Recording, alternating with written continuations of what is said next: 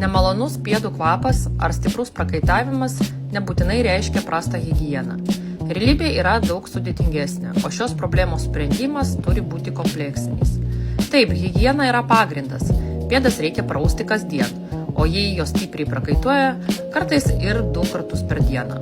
Tačiau svarbu ne tik nuplauti, bet ir labai gerai nusausinti, o ypač tarpupirščius. Labai dažnai problema slypi batuose. Net ir geri batai gali skatinti prakaitavimą, o jeigu jie nekvėpuoja, yra per siauri arba avimi kasdien, nespėja išdžiūti. Nemažiau svarbios ir kojinės, jas reikia keisti kasdien, o kartais ir kelis kartus per dieną. Sintetinės kojinės labai dažnai dar labiau padidina problemą. Todėl geriau rinktis natūralesnės medžiagas arba specialias kojinės su antibakteriniu pluoštu.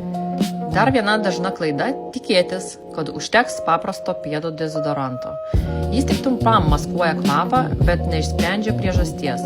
Tokiais atvejais daug naudingiau rinktis specializuotas podologinės priemonės, kurios padeda spręsti ne tik simptomą, bet ir pačią problemos priežastį.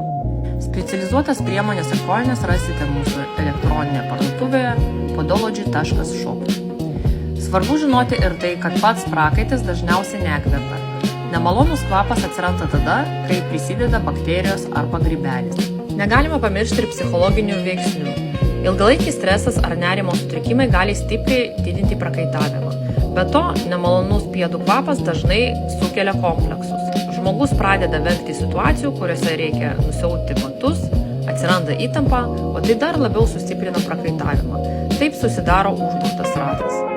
Apibendrinant, sprendžiant prakaituojančių pėdų problemą, būtinas kompleksinis požiūris, o jeigu problema jau yra įsisenėjusi, verta kreiptis į podologą konsultacijai. Daugelis žmonių dėl šios problemos jaučiasi nepatogiai ir gėdijasi, tačiau praktikoje tai labai dažna būklė, kuri daugeliu atveju sėkmingai išsprendžiama.